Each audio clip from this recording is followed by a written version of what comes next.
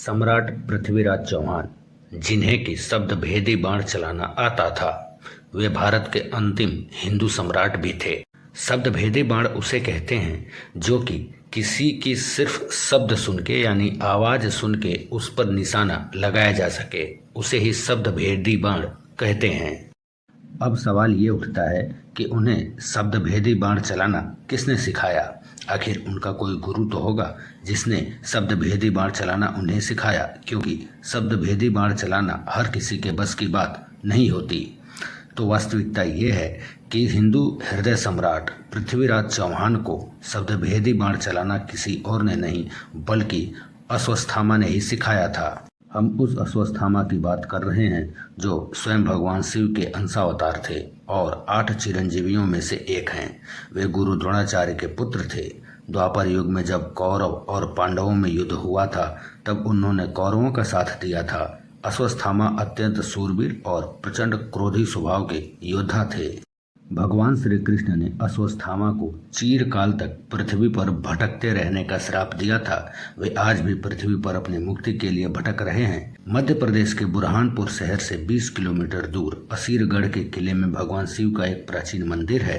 अश्वत्थामा रोज इस मंदिर में भगवान शिव की पूजा करने आते हैं। अश्वत्थामा को कई स्थानों पर भी और देखे गए हैं। अश्वत्थामा और पृथ्वीराज चौहान की पहली मुलाकात सन 1192 में हुई थी। हुआ कुछ यूं था कि पृथ्वीराज चौहान मोहम्मद गौरी से एक युद्ध में हार गए थे, तो वे जंगल की ओर निकल पड़े। वे एक शिव मंदिर में रोज आराधना करने जाते थे। वह भगवान शिव का बहुत ही प्राचीन मंदिर था। लेकिन जब भी वे भगवान शिव की मंदिर में पूजा करने के लिए जाते थे तो उनसे पहले ही कोई भगवान शिव की पूजा करके सुबह सुबह चला गया होता था। इस बात से पृथ्वीराज चौहान काफ़ी परेशान रहने लगे कि आखिर सबसे पहले वे ही जाते हैं, दरवाज़ा वे ही खोलते हैं, लेकिन उनसे पहले कौन है जो भगवान शिव की पूजा करके चला जाता है। इस पर उन्होंने इस रहस्य का पता लगाने के लिए स्वयं भगवान शिव की आराधना की तो उन्हें एक बुजुर्ग ने दर्शन दिए। उसके सिर पर गहरा घाव था। पृथ्वीराज चौहान अच्छे वैद्य भी थे। उन्होंने उस व्यक्ति का घाव ठीक करने का प्रस्ताव रखा। वे मान गए। इलाज शुरू हुआ। जब 1 हफ्ते के बाद भी कोई फायदा नहीं हुआ तो पृथ्वीराज चौहान हैरान रह गए। पृथ्वीराज चौहान से अश्वत्थामा काफ़ी बड़े और काफ़ी गठीले बदन वाले थे।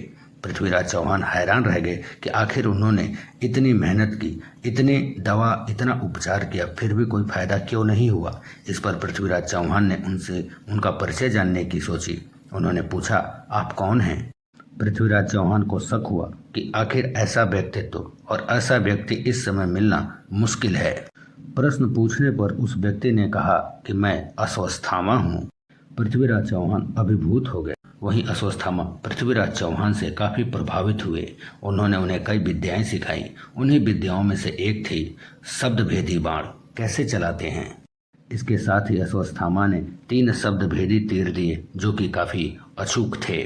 भगवान श्री कृष्ण ने अश्वत्थामा के सिर में लगी मणि को हटवाया था और उसकी वजह से उनके सिर पर गहरा घाव है। 1192 में तराइन के दूसरे युद्ध में पृथ्वीराज चौहान मोहम्मद गौरी से हार जाते हैं, जिसके बाद वे जंगल में चले जाते हैं।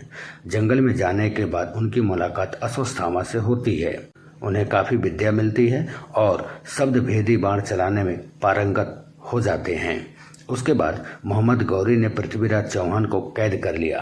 पृथ्वीराज चौहान के एक मित्र थे चंदबरदाई, जिन्होंने सुल्तान मोहम्मद गौरी से संपर्क स्थापित किया और निवेदन किया कि आंखों के फूट जाने के बावजूद पृथ्वीराज चौहान शब्दभेदी बाण से अचूक निशाना लगा सकते हैं।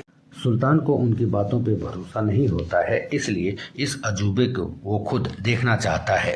गौरी ऐसी कला देखने को राजी हो गया। एक ऊंचे मंच पर बैठकर मोहम्मद गौरी ने पृथ्वीराज चौहान को तीरंदाजी से लक्ष्य पर संधान करने का आदेश दिया। जैसे ही गौरी के सैनिक ने घंटा बजाया, कवि चंदबरदाई ने दोहे के रूप में पृथ्वीराज चौहान को समझाया कि 4 बांस 24 गज, अंगुल अष्ट प्रमाण, ता ऊपर सुल्तान है, मत चूके चौहान। पृथ्वीराज चौहान ने मंच पर गौरी के बैठने की स्थिति का आकलन करके बाण चला दिया, जो सीधा गौरी को लगा और उसके उसी वक्त प्राण निकल गए। इसके बाद गौरी के सैनिकों के हाथों अपमानजनक मृत्यु से बचने के लिए कविचंद बरदाई ने अपनी कटार पृथ्वीराज चौहान में भोंक दी और उसके तुरंत बाद वही कटार अपने पेट में भी भोंक कर यह लीला समाप्त कर दी।